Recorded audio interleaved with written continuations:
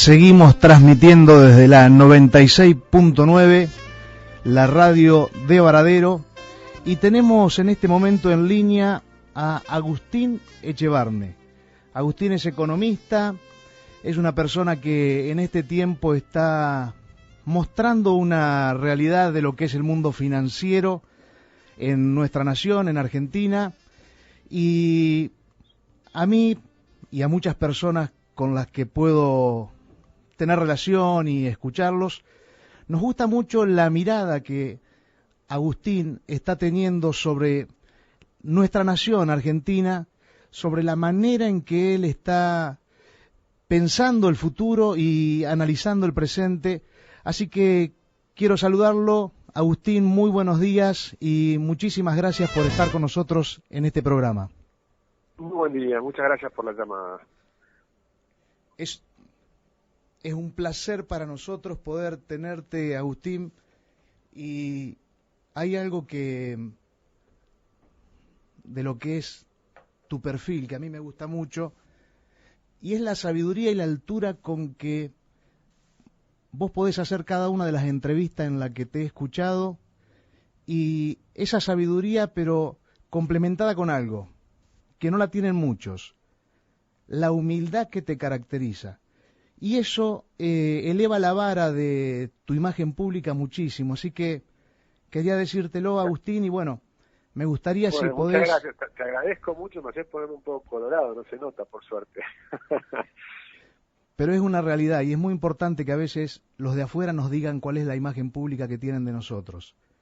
Y muchas gracias. Va creciendo día a día tu imagen pública y...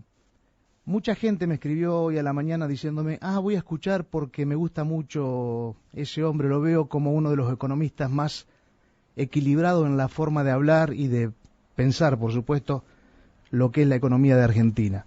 Agustín, ¿vos no nos podrías hacer una breve reseña para que la gente escuche con quién estoy hablando? Bueno, yo me dediqué a la economía durante 20 años o 25 años, y me dedicaba, tuve algunas empresas que trabajaban sobre comprar bonos y acciones en la bolsa, pero lo que me ocurría es que a mí me iba muy bien, pero a la Argentina no. Y en el 2001 escribí un artículo que se llamaba La X de la pobreza, donde mostraba que la pobreza en el mundo viene cayendo fuertemente gracias al capitalismo, y en Argentina aumenta la pobreza. Y entonces es como, y yo a partir de ahí me empecé a pensar, bueno, ¿por qué es que nos pasa esto? Y creo que es por un tema de ideas, que tenemos ideas erróneas. Y ya hace 12 años vendí mis empresas y me dedico 100% a tratar de explicar por qué creo que las ideas que tenemos en gran medida en Argentina están equivocadas.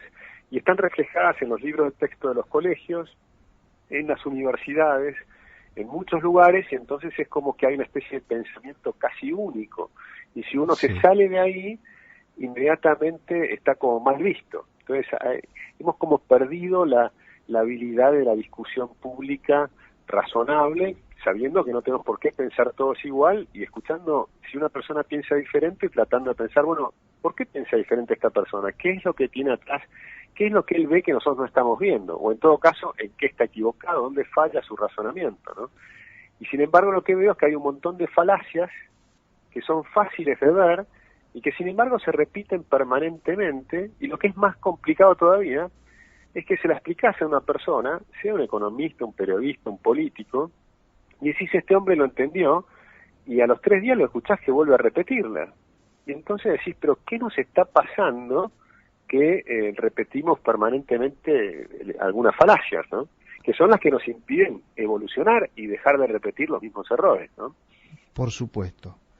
Creo que tenemos un paradigma muy fuerte, muy rígido en Latinoamérica en gran parte, especialmente en Argentina, bueno, y en otro país como el que muchas veces te escucho nombrar, Venezuela, y por eso tenemos un gran trabajo por hacer desde los economistas como vos, el periodismo, mucha gente que tiene influencia en este país. Creo que tenemos un gran, pero gran trabajo para hacer. Tengo algunas preguntas, sí, Agustín, si me permitís, para que nos enseñes un poco. Déjame decirte, antes de las preguntas, déjame decirte una falacia típica para que la gente entienda a qué me refiero cuando digo esto, ¿no? Dale. Y es cuando, por ejemplo, decís la palabra neoliberal. Y generalmente está asociada a que el neoliberalismo genera crisis de deuda, por ejemplo, ¿no? Eso lo habrás escuchado mil veces. Entonces, ¿qué ocurre? Neoliberalismo, después te dicen los libros de texto que enseñan en nuestras escuelas y demás, es el consenso de Washington de la década del 90.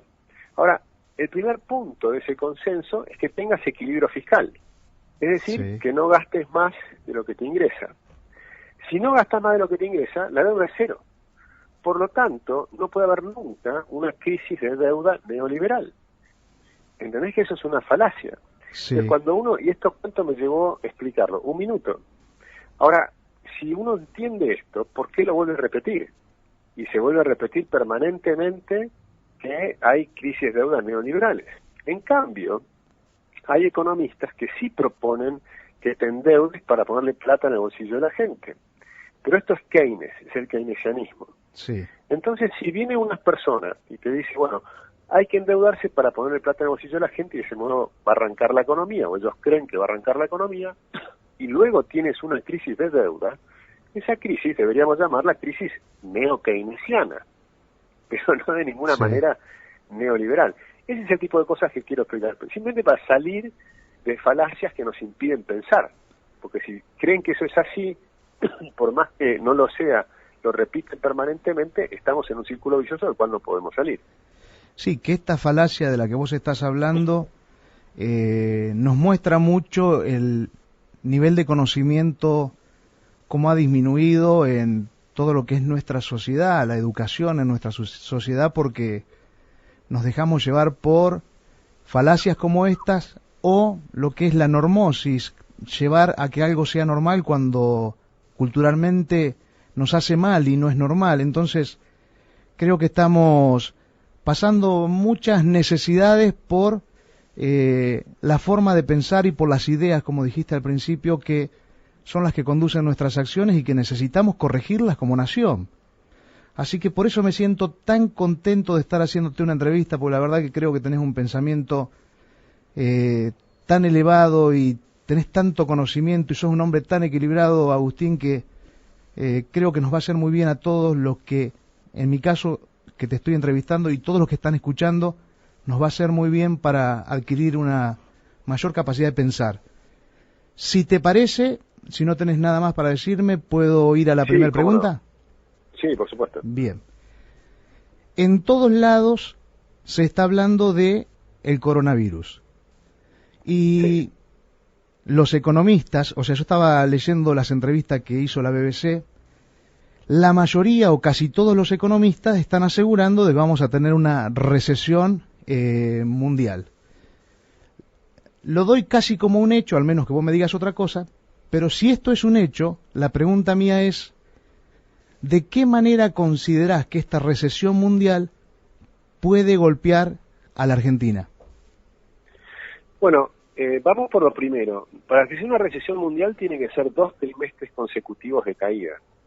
Lo que está segurísimo es que va a haber un trimestre de caída. Ajá. El segundo trimestre todavía yo tengo alguna duda, espero que no, es probable que sí, que efectivamente sea una recesión mundial y eso es muy grave.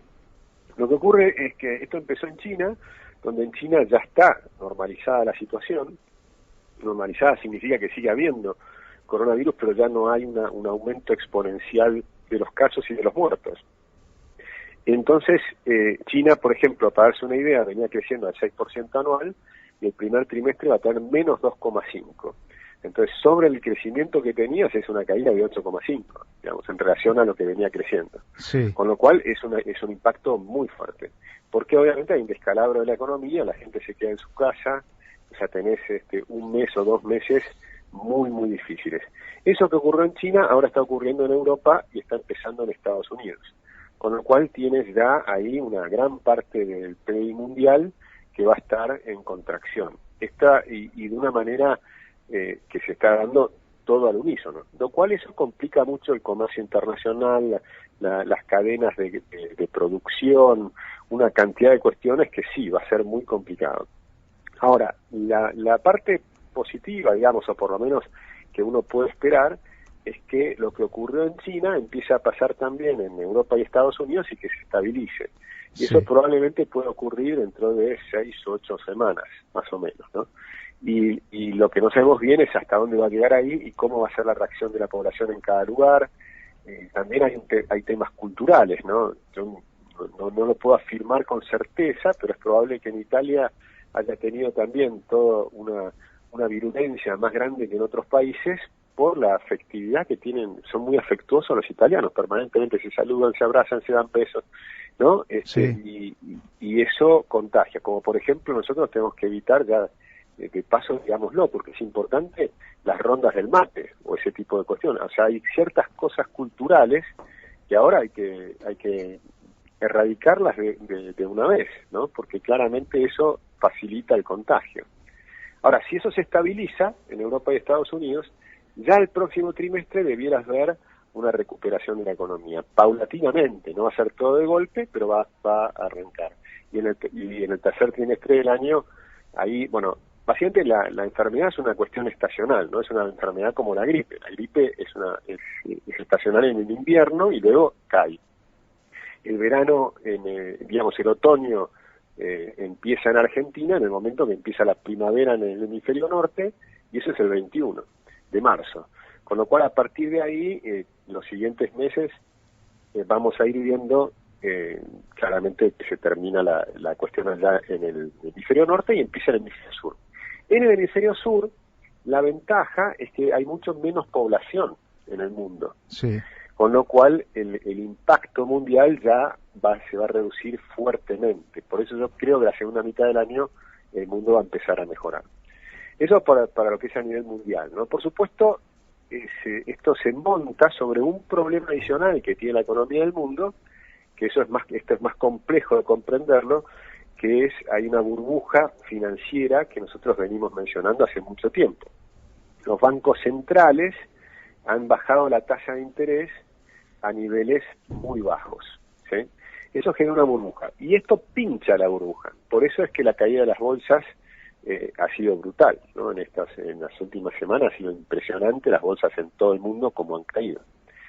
Y bueno, eso nos pega en Argentina y sobre llovido mojado, porque Argentina ya estaba en problemas y estábamos con un gobierno que ya pasaron sus primeros 90 días, que lamentablemente en estos 90 días lo que hemos visto es que ya está marcado hacia dónde quería ir el gobierno, y aún antes del coronavirus, nosotros decíamos, simplemente no ha tomado ni una sola medida para cambiar lo que viene pasando en Argentina desde hace 70 años, que estamos en decadencia. Sí. No hay una visión nueva, es una reiteración de una cantidad de medidas que se han tomado muchas veces y que nunca han funcionado. Es decir, con controles de precios, el cepo cambiario, postergar los aumentos de las tarifas, que después te genera problemas porque hay problemas de abastecimiento de energía, como pasó antes, que dejamos de exportar gas y empezamos a importar primero de Bolivia y después por barco, que es mucho más caro, ¿no? Con lo cual no vemos que tenga realmente medidas nuevas que serían una serie de reformas estructurales como las que, por ejemplo, está haciendo Brasil, ¿sí? Y entonces se ha concentrado en un solo tema ahora, que es la renegociación de la deuda. Y para renegociar la deuda ya estábamos complicados, porque para renegociar la deuda vos le decís, bueno, las personas te prestaron 100 pesos. Y vos le quieres decir, bueno, te vamos a hacer una quita, no te voy a devolver 100, te voy a devolver 70 o 60. Sí. Y entonces decís, bueno, pero por lo menos me vas a pagar los intereses. Para pagarte los intereses necesitas tener superávit primario, es decir, que ese famoso superávit primario del que hablan siempre es lo que te permitía tener dinero para por lo menos empezar a pagar los intereses. Sí. Y resulta que Argentina no tiene superávit primario. Y estamos peor que el año pasado en ese tema. Y por lo tanto, ¿qué le vas a ofrecer? Es muy difícil ofrecer nada a los acreedores que te puedan aceptar. Con lo cual yo la veo muy complicada a la negociación de la deuda, aún antes del coronavirus.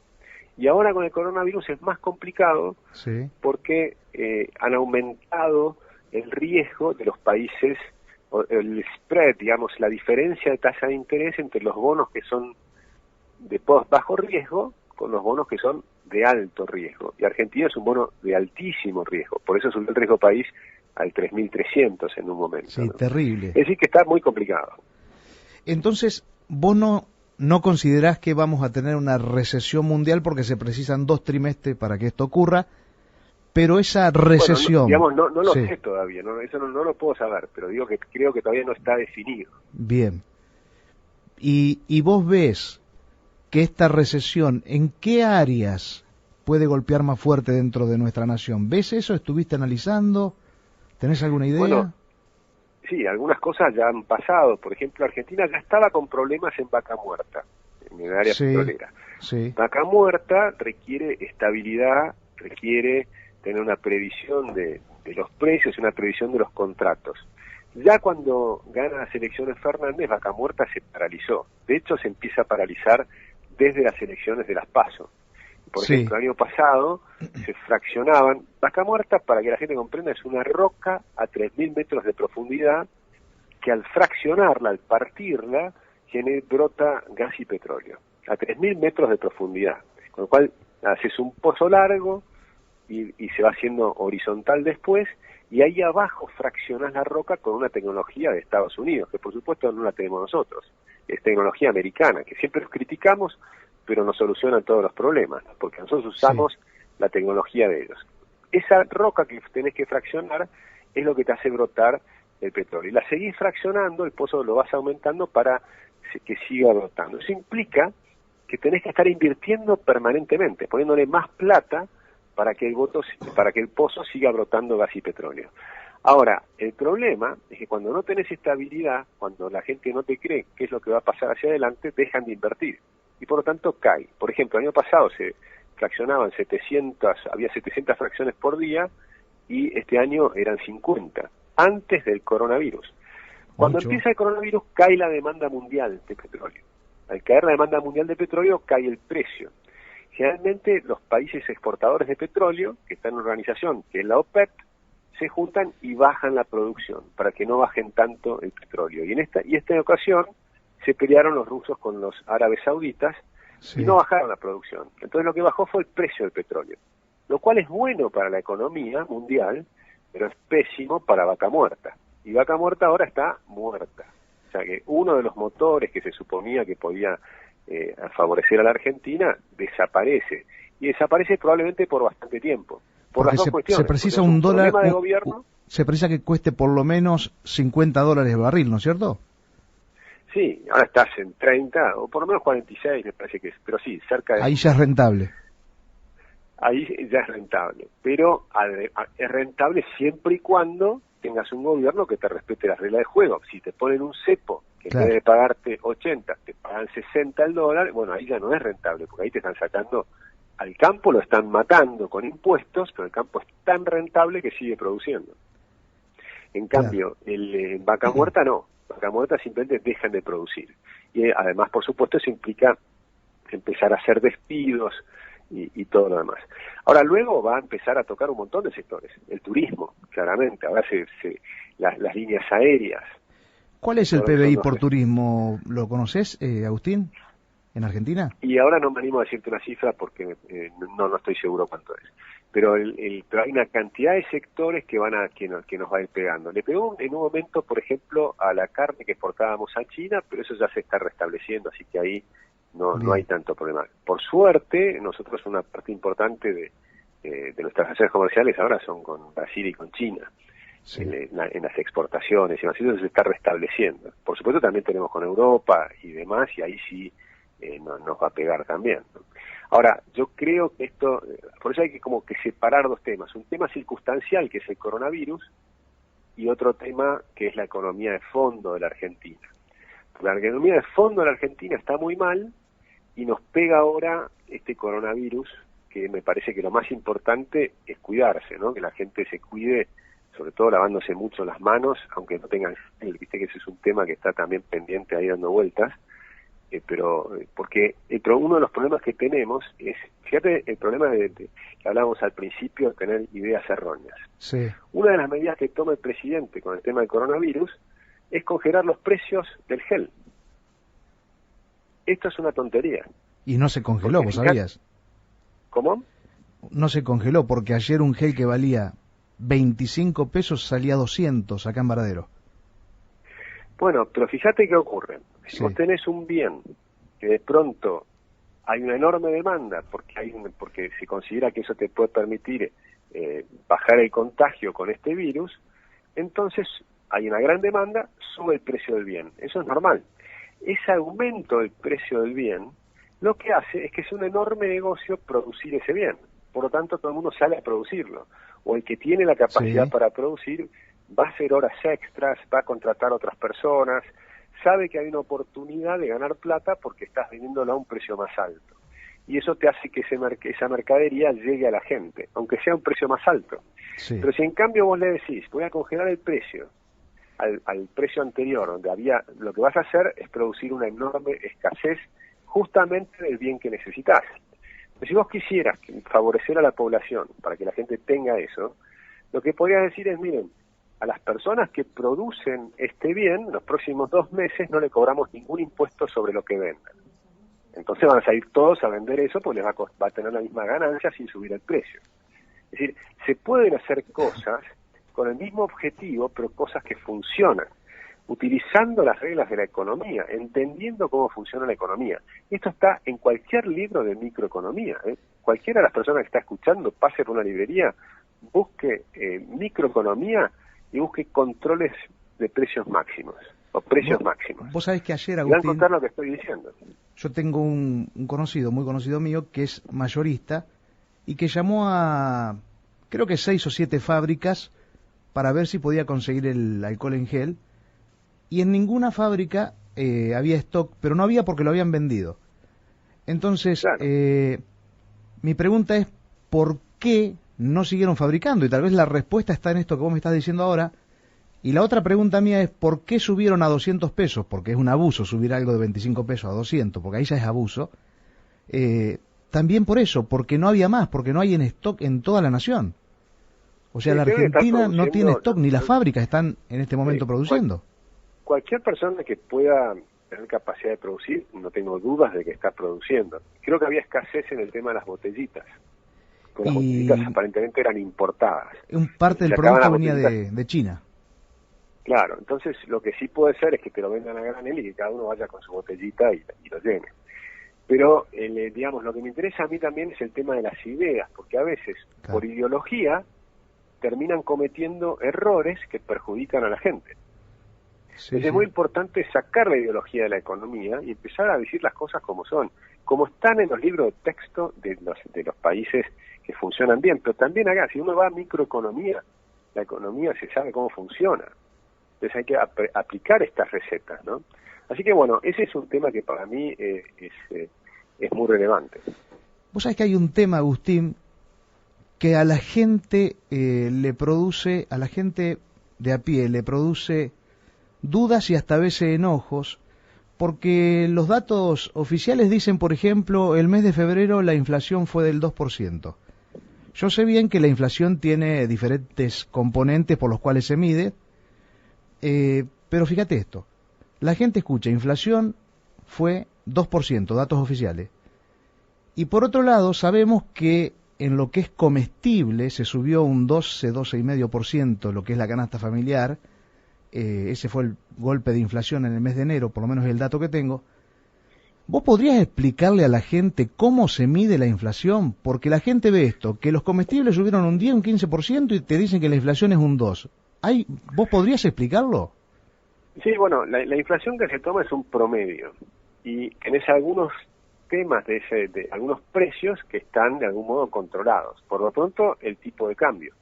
Sí. Como el tipo de cambio tenemos el famoso cepo, este es un tipo de cambio controlado. Los bienes que están en relación a ese tipo de cambio están tendiendo a no subir tanto, porque justamente tenés cuando el mercado libre te va poniendo un tipo de cambio con el dólar en 80 y pico, y sin embargo estás en 62, 63. Entonces, claramente eso te está diciendo que hay un 30% que no lo estás transmitiendo a los precios. Eso es en algún sector de la economía. Otros sectores que tampoco están subiendo los precios son justamente los que controla el gobierno. Las tarifas, por ejemplo. Están diciendo que por un tiempo no van a subir tarifas. Entonces, al no subir las tarifas, eso te hace que esa tarifa, la inflación fue 0 en ese mes. Pero en realidad esto es lo que llamamos inflación reprimida.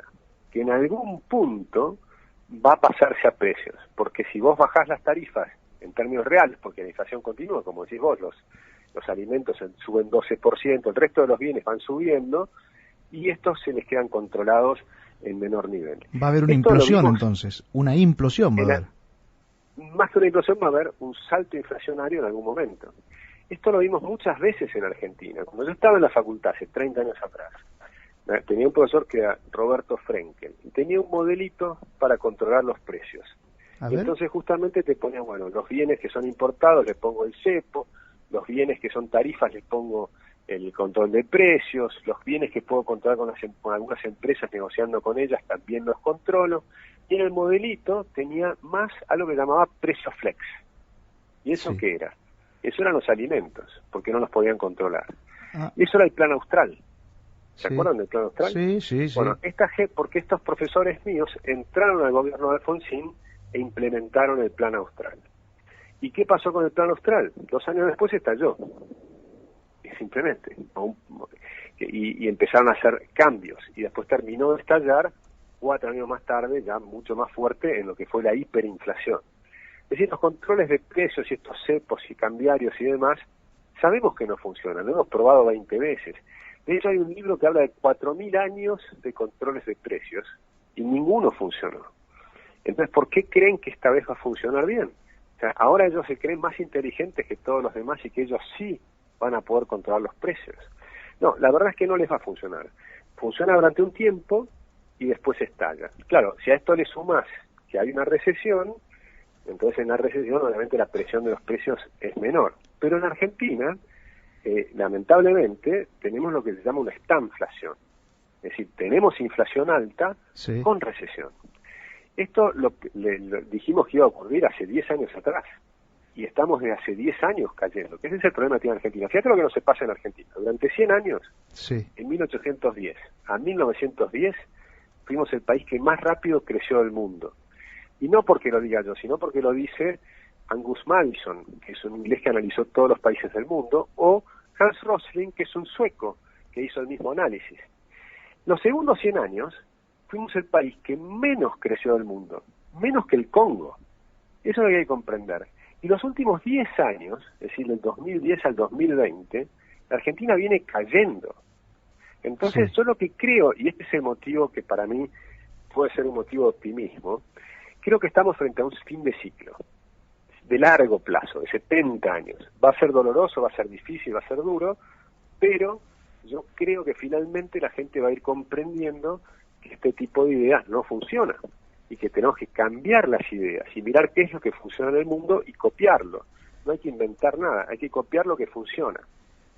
Y ahí creo que puede ser que tengamos ahí un renacimiento de la Argentina, pero no va a ser inmediato, no va a ser hoy ni mañana, probablemente sea dentro de 2, 3 o 4 años. Ahora, a este fin de ciclo, como vos le llamás, Agustín, que yo considero lo mismo porque creo que la gente ya está sin paciencia, la gente está muy agotada, ya no resiste tanto como antes. Viste que antes eran, o se enseña un politólogo te enseña que son los 100 días que el gobierno puede resistir sin que la gente se impaciente. Hoy la gente no resistió ni 2 meses, hubo crisis, focos que se vieron por un montón de lugares. Y yo creo esto que vos decís, que estamos en un fin de ciclo. ¿Cuándo va a ser? No lo sé, pero considero que está pasando eso. Ahora, mi pregunta es la siguiente en base a esto que vos estás diciendo. El fin de ciclo es el fin de un estilo de gobierno, el fin de un estilo o un modo de hacer la política en nuestro Estado Nacional. ¿A eso te estás refiriendo específicamente o tenés otro componente más cuando decís fin de ciclo? No, me refiero a eso, que básicamente es que la gente no puede vivir sin trabajar. Dale, a ver. Acá hay que vivir de tu trabajo, no podés vivir del Estado, no se puede vivir de los planes sociales. Argentina, fíjate lo que nos pasó, la tragedia del kirchnerismo, ¿sabes cuál fue? ¿Cuál? Que tuvimos un crecimiento fuerte de la economía, y cuando vos tenés un crecimiento fuerte de la economía, porque la soja se fue a 600, porque tenías el rebote de lo que había hecho Duhalde había hecho una inmensa devaluación, con la inmensa devaluación mandó a la pobreza al 54% de la gente, entonces los salarios eran muy bajos, las empresas ganaban mucha plata y empezaron a crecer las empresas. y el costo del Estado era pequeño porque los sueldos públicos también habían bajado, porque las jubilaciones en términos de dólares eran muy pequeñas por la inmensa devaluación que había hecho Duhalde. Y como encima subió a 600 la soja y le pusiste retenciones al campo, tenías un montón de dólares. O sea que Néstor agarra un Estado con un gasto muy bajo. Con un gasto muy bajo en dólares, sí, y con una soja muy alta en dólares, y sacándole al campo esos dólares. Entonces financió todo el aumento del gasto público a través de lo que le sacaba al campo con dólares muy altos, es decir, con la soja muy alta en dólares. Entonces, ¿qué pasó? Tuviste 5 años de gran crecimiento. La tragedia es que en vez de aprovechar para invertir, aprovecharon para aumentar los planes sociales.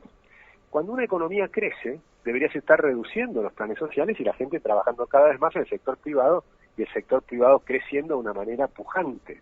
Eso es lo normal. Lo que es anormal es que en ese momento pasaron los planes sociales de 1,5 millones en plena crisis del 2001-2002, o sea, en plena crisis teníamos 1,5 millones de planes sociales, pasaron a 8 millones. ¿Te das cuenta? Esa es la tragedia. Es muchísimo. Porque entonces destruyeron el país, destruyeron la forma de trabajo, destruyeron a la gente, porque la gente se pasa más de una década viviendo de planes sociales y te acostumbraste a que te tienen que dar, aunque no trabajes. Y eso es un drama, porque después hacen changas y demás, pero no trabajan en blanco porque tienen miedo a perder su plan social. Y por eso después buscas gente para trabajar y no encontrabas. Es decir, esa tragedia que le pasó a la Argentina, creen que es algo positivo. Y ahí está el drama de la Argentina. Hay que comprender que los planes sociales no son trabajo. El mejor plan social, en todo caso, es un buen trabajo. O sea, lo que importa es que crezca el sector privado, que las empresas ganen plata. Acá cada vez que una empresa gana plata, le creen que ven que es algo malo. Es bueno. ¿Cómo va a ser malo que una empresa gane plata? Que las empresas ganen plata es positivo. Cuando ganan plata, invierten, y al invertir, toman nuevos empleados. Crece el sector privado y no necesitas planes sociales. Es exactamente al revés de lo que hacemos. Nosotros aumentamos el Estado, aumentamos los planes sociales y les ponemos inmensos impuestos a las empresas que entonces ya no pueden producir y son cada vez menos y más chiquitas. Pero si vos reducís el sector privado, ¿quién paga la cuenta? Por supuesto, por supuesto. Vos sabés que yo tengo una hija de 16 años y hace 2 meses aproximadamente estuvo charlando con unos 15 o 20 chicos, teniendo una charla sobre administración, enseñándoles pequeñas cosas, ¿no es cierto?, pequeñas distinciones sobre la administración. Y entonces ella le decía que es muy difícil, que no se puede pensar en vivir sin trabajar. Y un chiquito de 11 años levantó la mano, que esto me golpeó fuerte en el corazón cuando lo escuché, y el chiquito le dijo, sí señor, se puede, porque nos dan los planes sociales. 11 años, bueno, Agustín. Exactamente, ese es el drama de la gente. Yo eso creo que es el modelo que está terminando, porque está completamente agotado, porque ahora ya tenés 22 millones de personas que reciben un cheque del Estado y un sector privado que ahora sí empieza cada vez a estar más chiquito. Y para colmo, el gobierno actual, que no comprende cómo funcionan estos temas, continúa lo mismo que vienen haciendo los demás, que es aumentando impuestos. Sí. Y te dicen que aumenten impuestos al campo y los tratan de oligarcas. Y fíjate que esa es otra falacia fenomenal, pero tan repetida, está en los libros de texto también, es una tontería descomunal y sin embargo la repiten. ¿Y por qué es una falacia? Porque oligarquía precisamente viene de gobierno, es decir, la oligarca es un grupo pequeño que se favorece del gobierno. Es todo lo contrario de lo que es el campo, que es un grupo numeroso que es castigado por los gobiernos. Desde hace 70 años que es enormemente castigado. Son 250.000 empresas, estás hablando de millones de personas. Pymes, pequeñas empresas, súper competitivas. Ahí no hay una concentración, no existen más los latifundios y demás que se hablan. Es falso, miren, las hectáreas promedio son 500, o sea, ya no hay latifundios de 20.000, 30.000 hectáreas, habrá alguno. Bueno, tal vez en la Patagonia, pero en la Patagonia la productividad es bajísima. Pero estos 250.000 pymes es la definición de un mercado súper competitivo. En cambio, por ejemplo, Vaca Muerta son 10 empresas.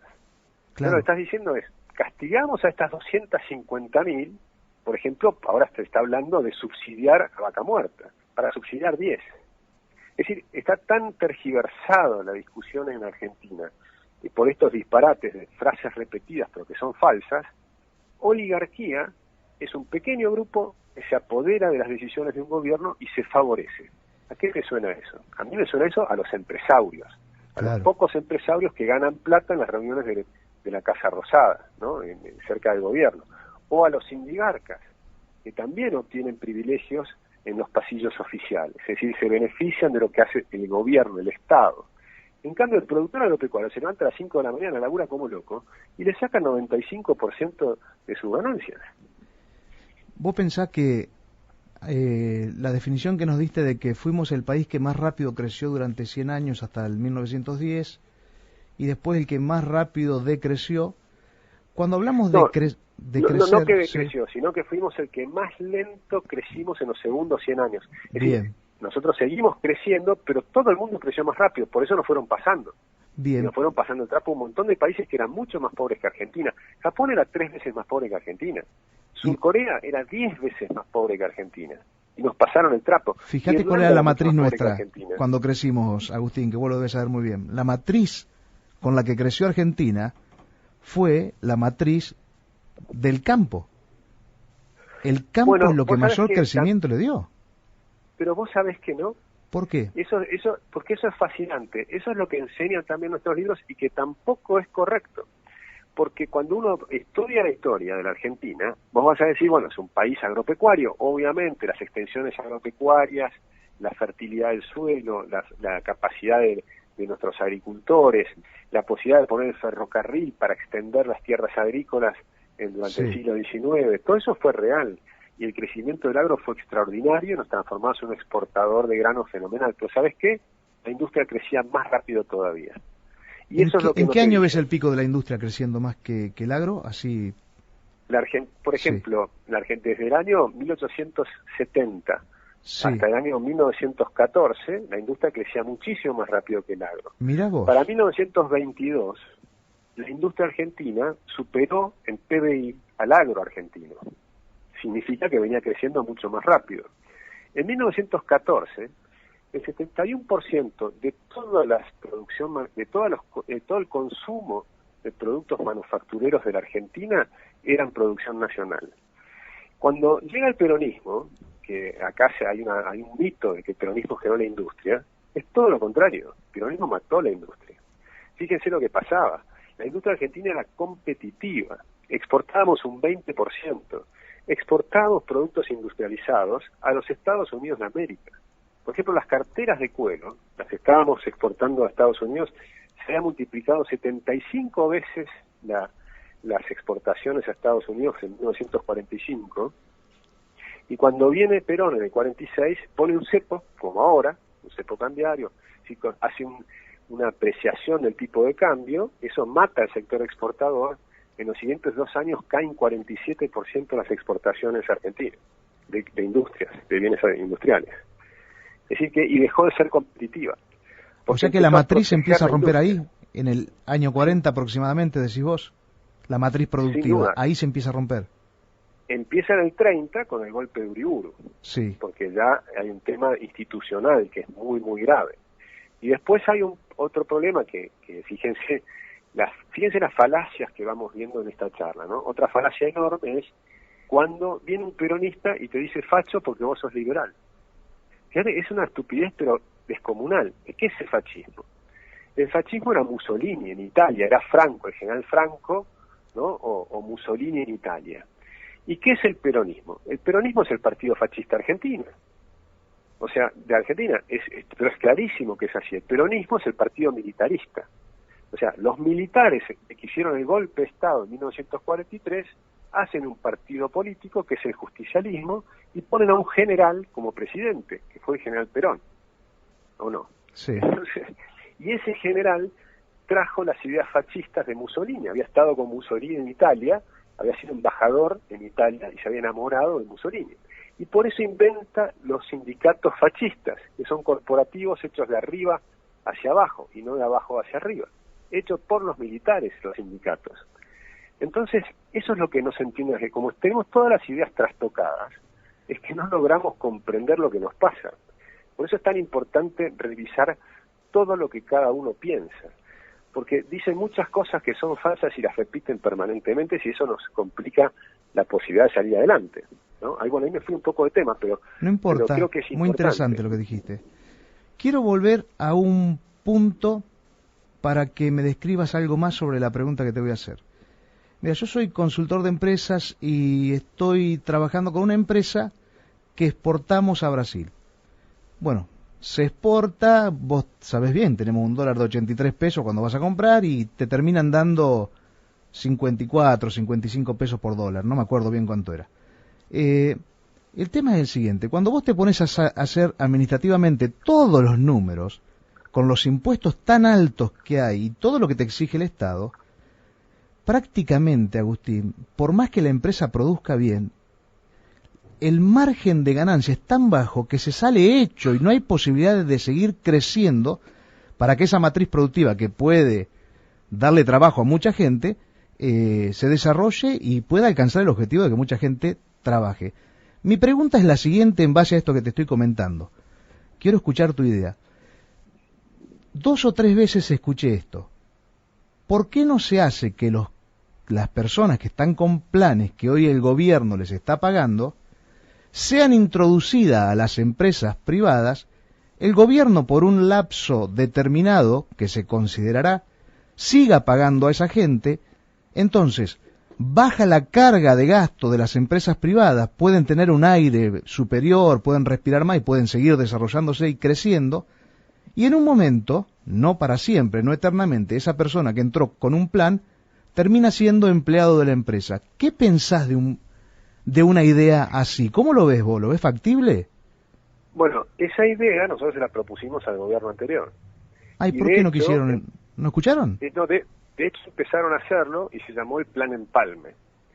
Y uno de los empresarios que nos ayuda a nosotros fue y conversó con el gobierno y lo empezaron a hacer. Hicieron creo que 25.000 personas, pero no fue suficiente. Nosotros queríamos 250.000. No llegó bien la comunicación, no llegó bien la comunicación entonces. Creo que parte de eso fue el problema y hubo problemas de implementación. Pero la idea es correcta, por eso nos decíamos, miren, el plan, una de las encuestas que hemos hecho en villas de emergencia y demás es que la gente tenía miedo a perder el plan.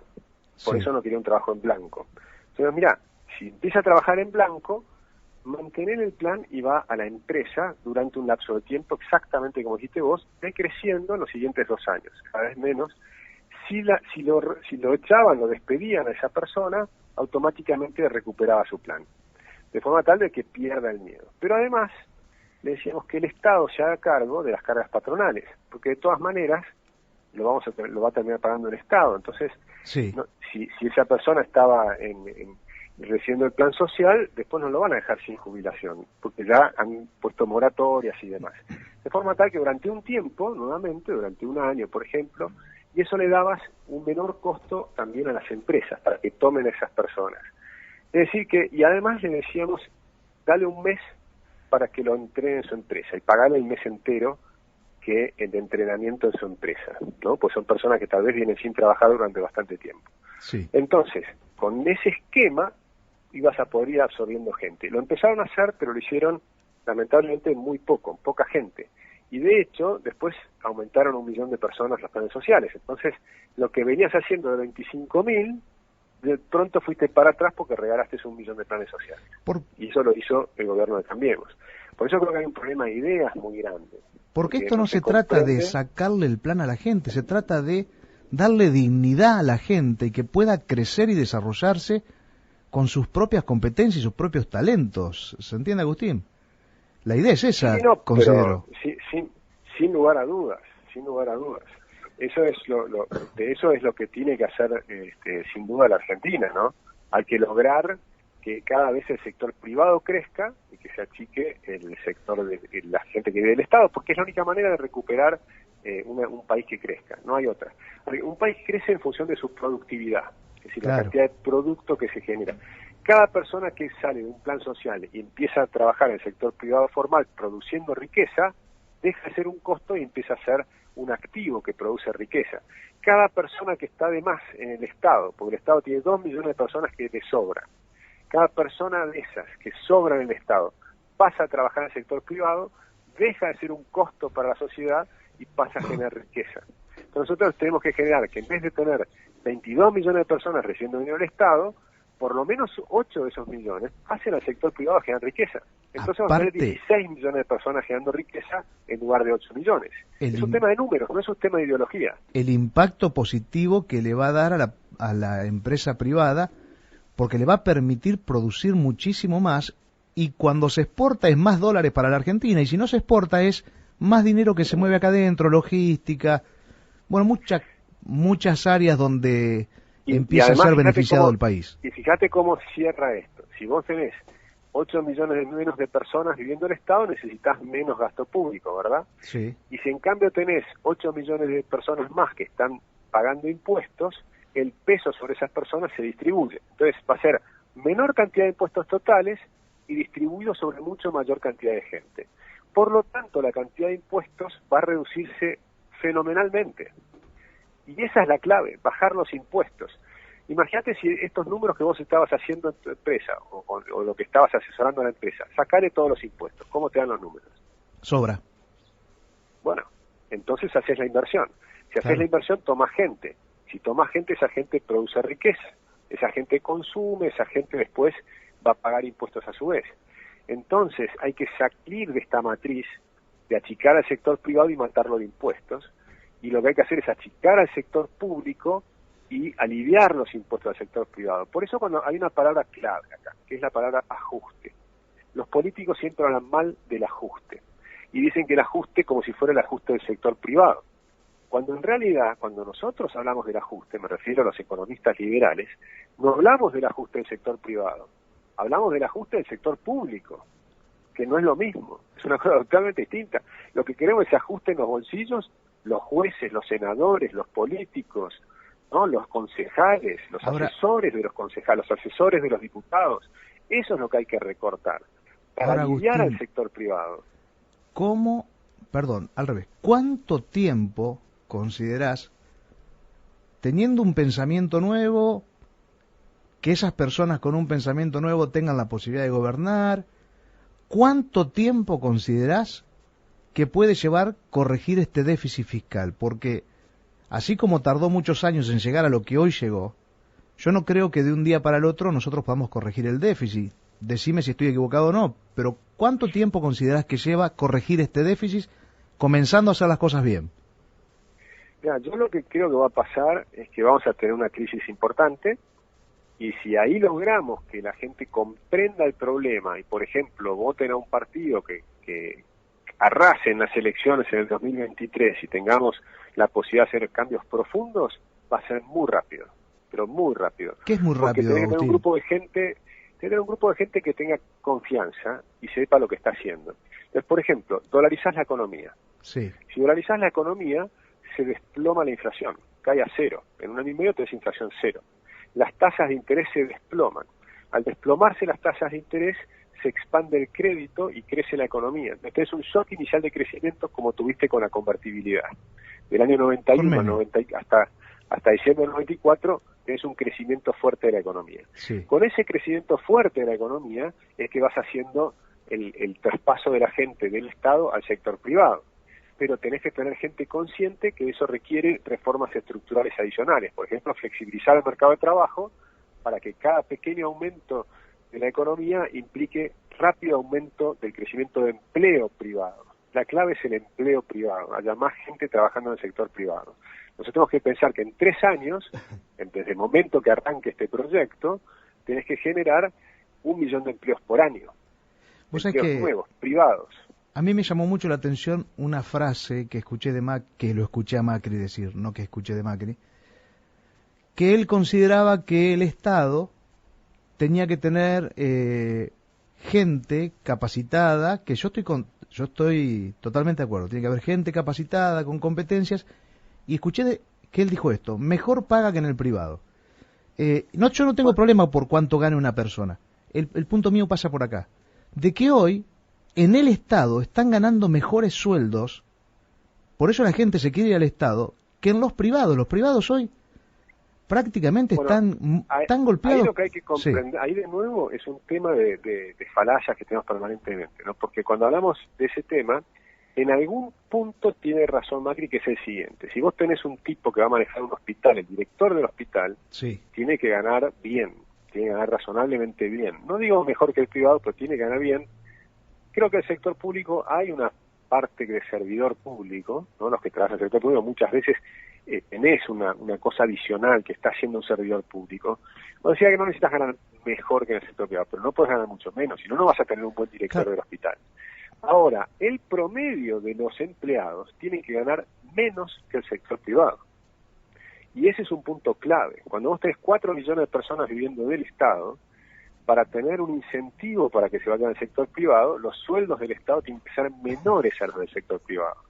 Entonces, el ordenanza, el que te sirve café, todas esas personas tienen que ganar menos que en el sector privado, para que haya un incentivo para irse hacia el sector privado, que es el que paga la cuenta.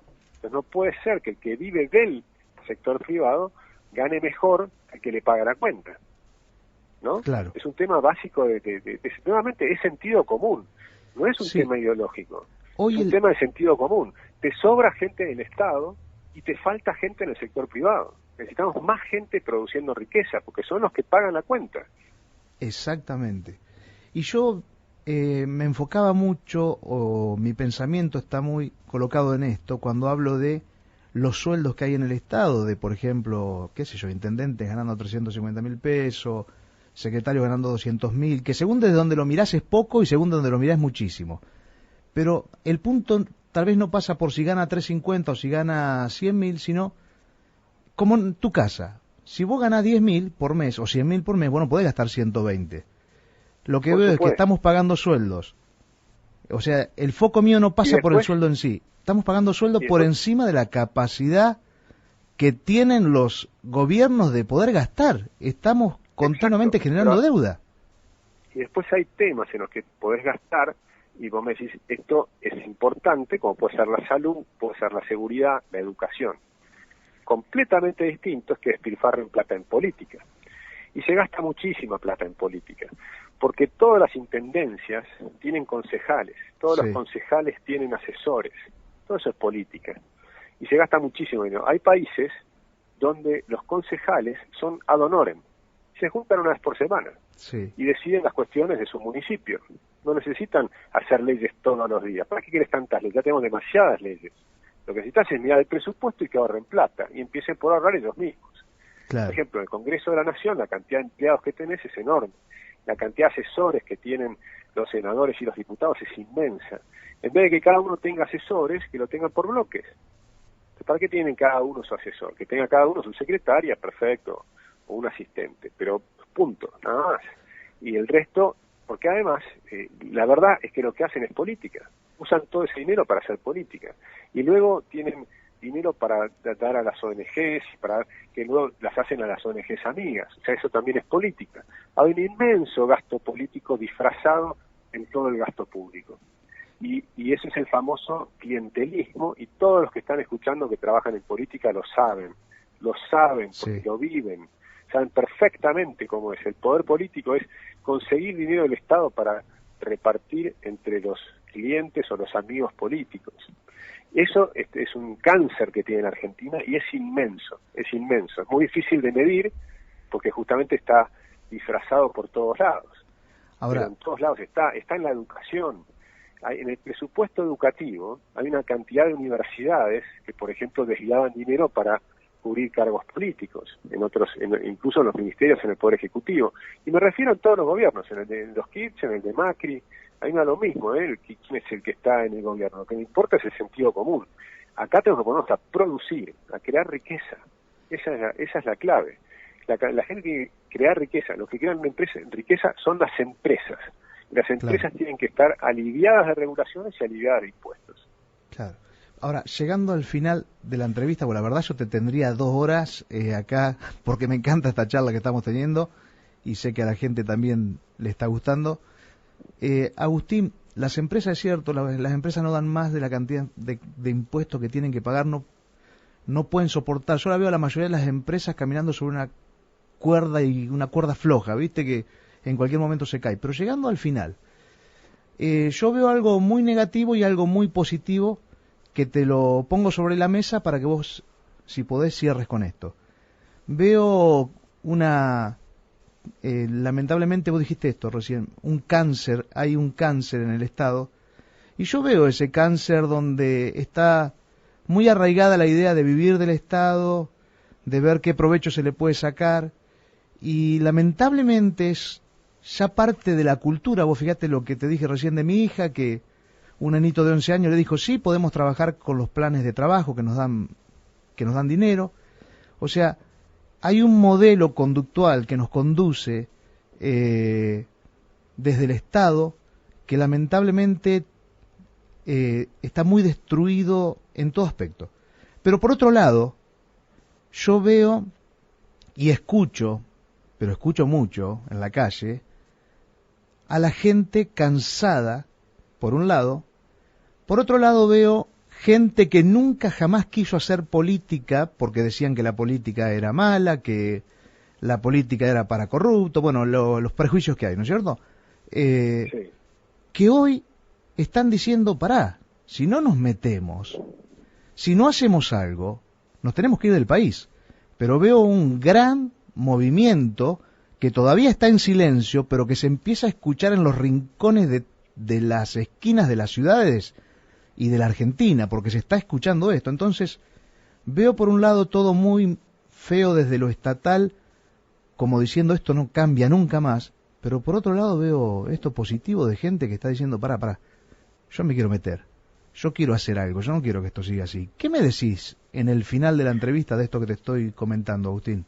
Bueno, ese es mi principal motivo de optimismo. Veo exactamente eso. Hoy, por ejemplo, hay 12 grupos que están naciendo, que están tratando de armar un partido político, distintos partidos políticos en lo que llamaríamos la centro-derecha, tan desprestigiada en Argentina y que es tan necesaria en cualquier país. Es decir, los países funcionan como las personas caminando, un paso con la izquierda, un paso con la derecha. Pero si todos los pasos los das con la izquierda, y cuando llega el de derecha, que se supone que es de derecha, te hace un paso hacia la izquierda, como fue Macri, entonces te volcás hacia la izquierda, que es lo que le pasa a Venezuela, a Argentina, a Cuba, a países que se han destruido. Entonces necesitas un equilibrio, y eso es la centro-derecha en Argentina, que está tan desprestigiada. Pero se está recuperando de una manera impresionante, hay 12 partidos naciendo ahí. El problema es unir a todos ellos. Y para unir a todos ellos necesitas un mecanismo que les permita que no haya personalismos. Es decir, por ejemplo, para poner nombres, Espert no va a querer ir debajo de López Murphy no va a querer ir debajo de Espert, ¿no? Y así sucesivamente con Gómez Centurión, con todos los que están dando vueltas por ese sector, sí. O los chicos jóvenes como Javier Milei, o Diego Giacomini, o Gustavo Segret, es decir, hay una cantidad. Entonces, ahí nosotros quisimos hacer algo también, exactamente en el sentido de lo que vos decís, y armamos una carta orgánica de un partido súper competitivo, donde las autoridades partidarias no van a poder ser candidatos. Es decir, simplemente van a organizar que funcione bien la selección de los candidatos. Y todas las candidaturas van a ser elegidas de abajo para arriba. Entonces nosotros esperamos que eso esté, ahora vamos a empezar a salir a buscar adhesiones y después afiliaciones, con la idea no de ser, yo no quiero ser candidato, lo que quiero es armar este esquema para que funcione bien, para que permita a los candidatos competir en igualdad de condiciones. Nadie se pone por debajo del otro, sino que la gente va a decidir a quién prefiere que esté arriba. O sea que ustedes serían como una especie de tutores, ¿de eso estás hablando? ¿Cómo? ¿Ustedes serían como una especie de tutores? ¿Cómo? No de tutores, sino de un sistema. Como Alberdi puso un sistema de que fue la Constitución, sí. Nosotros estamos armando un sistema que es un partido, pero un partido diferente de otros. Por ejemplo, tanto el kirchnerismo como el macrismo, todas las decisiones de los candidatos se eligen de arriba para abajo. De los diputados los elegía Marcos Peña, por ejemplo. Sí. De si esos diputados los elige Marcos Peña, ¿a quién le debe la lealtad al diputado? A que está arriba. Pero lo mismo en los otros partidos, ¿eh? Entonces, lo que nosotros decimos, eso está mal. Los candidatos tienen que ser elegidos por la gente, y persona por persona, no por listas, sino cada uno. Entonces, ¿a quién le van a deber la lealtad las personas designadas? A la gente que los votó, a los que están abajo. Entonces hay representantes y hay representados. Y los representantes le deben la lealtad a los representados, no al jefe partidario. Y ese es el cambio revolucionario que queremos hacer en Argentina. Si lo logramos hacer, creo que va a ser un antes y un después. pero va a llevar tiempo y vamos a ver si lo conseguimos, nadie sabe si lo vamos a conseguir. Vamos a lanzar ahora el 1 de abril a empezar a buscar las afiliaciones y las adhesiones. Y de nuevo, este partido va a permitir que cualquiera ingrese y se postule a nivel de los concejales en todo el país y demás. De forma tal que a nosotros nos encantaría tener representantes en todas las ciudades, porque aunque sean pocos, van a marcar la diferencia, van a poder decir en cada uno de los consejos deliberantes, muchachos, acá lo que tenemos que hacer es recortar los bolsillos de los consejeros, de los asesores, de los políticos, de los diputados, de los jueces, de todos los que tienen privilegios en Argentina, y al revés, aliviar los impuestos, bajar los impuestos, dejar de gastar y bajar los impuestos para que florezca el sector privado, porque esa es la única solución que tiene la Argentina. Yo tuve un profesor que fue, no me acuerdo ahora el apellido ni el nombre, pero fue gobernador de una provincia en México, y él, esto fue hace 5 o 6 años, él nos decía que habían hecho una encuesta en Latinoamérica y el 56% de Latinoamérica decía que no soportaba más este sistema democrático. Y él dio un diagnóstico que a esta democracia le quedaban, a este modelo de democracia, ¿sí? 10 años. Y lo dijo hace 4 o 5 años. Y creo que se están cumpliendo las palabras. Ha sido como un profeta este hombre, porque me parece que se está llegando a ese fin de ciclo que recién decías vos también, Agustín. Sí, así que yo espero que tengamos esas posibilidades por delante y ojalá que la gente comprenda estos temas y apoye a las personas que están tratando de generar un cambio muy grande. Sí, la clave está en, por lo que veo de afuera, mucho en la juventud. Hay un recambio generacional, la juventud quiere algo distinto, la juventud está cansada, porque si no hay algo nuevo se van a ir del país y lamentablemente va a ser doloroso. Bueno, eso es tal cual. Vos sabés que hace 15, 20 años que vengo dando charlas. Antes los que me escuchaban eran todos viejos. Yo daba una charla sobre Alberdi, sobre nuestra Constitución, sobre lo que fueron nuestros próceres, que fueron todos liberales. Belgrano, Vieites, Mármol, Echeverría, eran todos liberales. Y entonces habló de todos esos temas, pero los que me escuchaban eran todos viejos. Ahora el 80% son jóvenes. Y ahí está la fuerza. El 2 de enero pusimos un mail. ¿Quién nos quiere ayudar a hacer este partido nuevo? ¿Cómo se llama el partido, Agustín? Se llama Unidos. Y si alguien quiere unirse a este partido Unidos, ¿a dónde tiene que llamar? ¿A qué página puede entrar? Puede mandar un mail a info@partidonuevo.org. info@partidonuevo.org. Correcto. Y encantados, y que diga cómo quiere ayudar, y ahí estamos tratando de organizar los grupos. Pero te cuento lo que pasó. Sí. Mandamos un mail con Gustavo Segre, con Manuel Adorni, con Fausto Espotorno, algún otro. ¿Quién quiere ayudarnos a armar este esquema de un partido nuevo? El 2 de enero, pensando que se iban a sumar 50 personas, nos juntamos en una confitería y conversábamos del tema. El primer día se sumaron 6.400. No. Y sí. Una locura. Ahora tenemos ahora estamos con un tema, porque organizar a toda esa gente, 80% del interior del país, desde Tierra del Fuego hasta Salta y Jujuy, o incluso en lugares como el Chaco. Es decir, hay una cantidad de jóvenes que quieren hacer algo para cambiar Argentina. Nuestro gran desafío ahora es lograr organizar todo esto, y es lo que estamos tratando de hacer, ¿no? Porque es complejo organizar a tanta gente, es una enorme empresa, ¿no?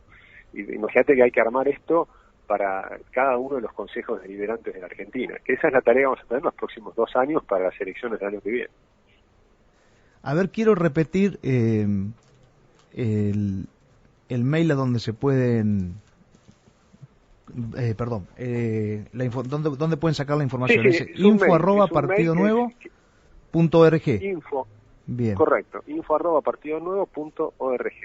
Y el 1 de abril lo vamos a poner en Instagram, en Facebook, en Twitter, en todas las redes sociales, que es lo que nos ha permitido llegar a muchísima gente, ¿no? ¿Llegan al 21, Agustín? Yo creo que en Capital Federal seguro que sí, o creo que sí. Y espero que también en toda la provincia de Buenos Aires y el resto del país. Es un desafío inmenso que seguramente vamos a tener que hacer algún tipo de frente con otros partidos que todavía no se hayan unido. Claro. Pero a mí lo que me encantaría es que se vayan sumando los que están en esos otros partidos, en el Partido Libertario, el Despertar, todos estos partidos que han surgido pequeñitos, que se sumen, porque tiene una enorme ventaja, es que nadie está arriba del otro. Sí, lo que yo veo en en vos, por lo que observo de afuera, es que son organizados. Y cuando hay organización, es mucho más fácil gestionar esta unidad de la que estás hablando y poder llegar a las metas que seguramente ya tienen propuestas para el 21 y, bueno, para el 23 también. Así que esto te va a ayudar muchísimo. Queremos dar reglas de juego transparentes. Esa me parece que es la clave. Y si logramos demostrarlo, creo que la gente se va a ir sumando porque va a tener una herramienta para decir, che, esto me interesa, yo quiero ser concejal. Bueno, fenómeno, anótate y empezá a buscar la gente que te vote, porque nosotros no te vamos a designar, te va a designar la gente que te va a votar. Entonces van a estar todos los integrantes del partido que quieran ser candidatos, van a tener que estar buscando votos, van a tener que salir a hablar con la gente, no con nosotros. Nosotros le ponemos el sistema, pero no somos los que designamos. Va a designar la gente de tu pueblo, de tu lugar. Entonces anda y habla con la gente y decirle cambiemos este distrito, cambiemos este municipio, cambiemos este consejo deliberante y empecemos a pensar en cómo hacemos para que crezca el sector privado en tu municipio, porque lo que va a salvar a la Argentina es el nacimiento de millones de empresas nuevas. Sí. Agustín, fue un placer, pero un placer esta entrevista que pude tener con vos y me gustaría... Igualmente, muchísimas gracias, muchísimas gracias por esta entrevista, me encantó. No, por favor, por favor. Así que estamos en contacto y lo que precises de acá de Varadero estamos nosotros y bueno, y sé que lo que precisemos nosotros también podemos contar con vos. Muchísimas gracias, Agustín, en serio. Nos estamos viendo, un gran abrazo. Igualmente. Chao, Agustín. Y un saludo a toda la audiencia. Sí. Bueno, estamos cerrando esta gran entrevista.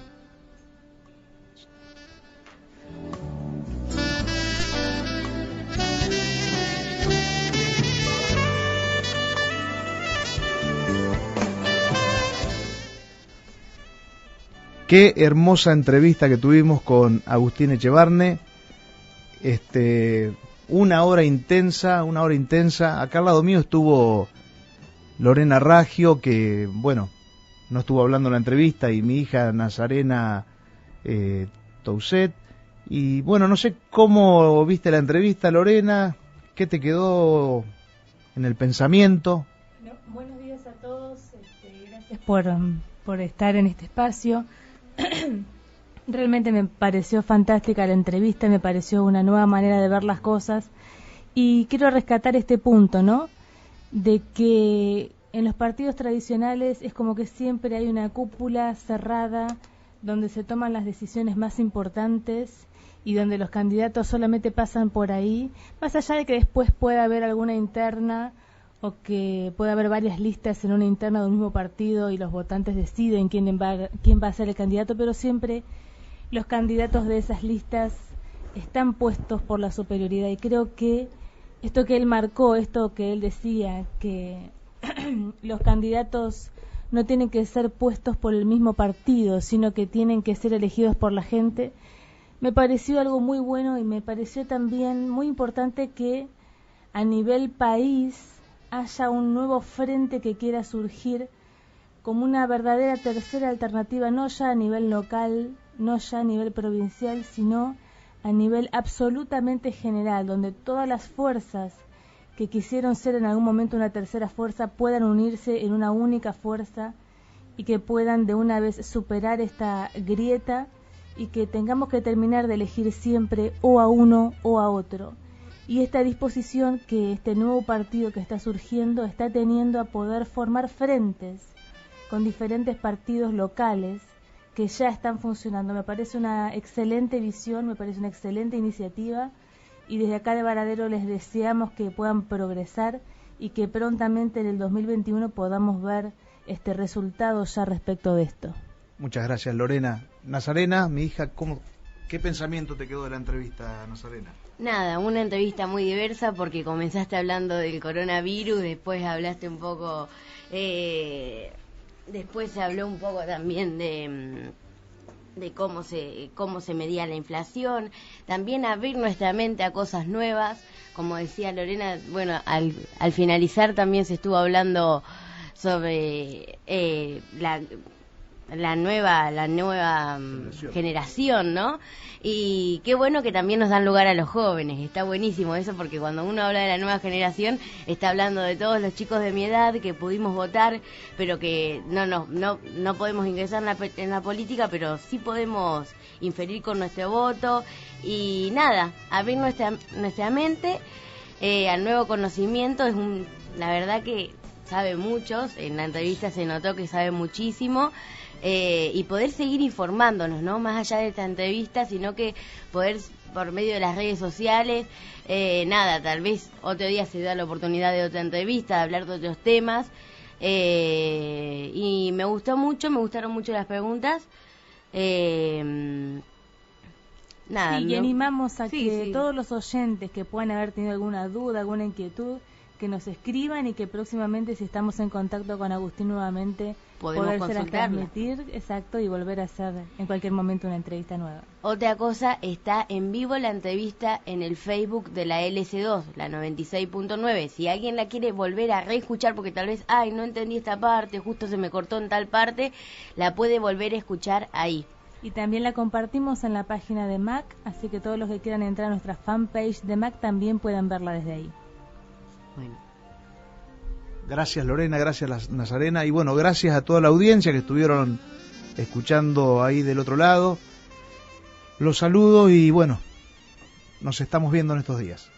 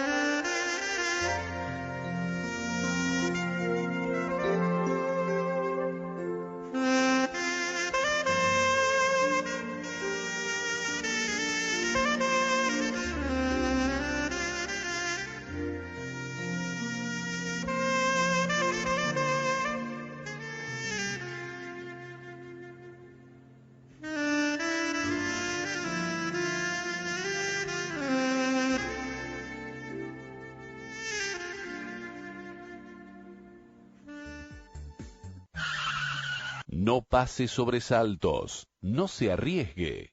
Si usted verifica su auto, puede descansar tranquilo. Nunca se sabe cuándo tiene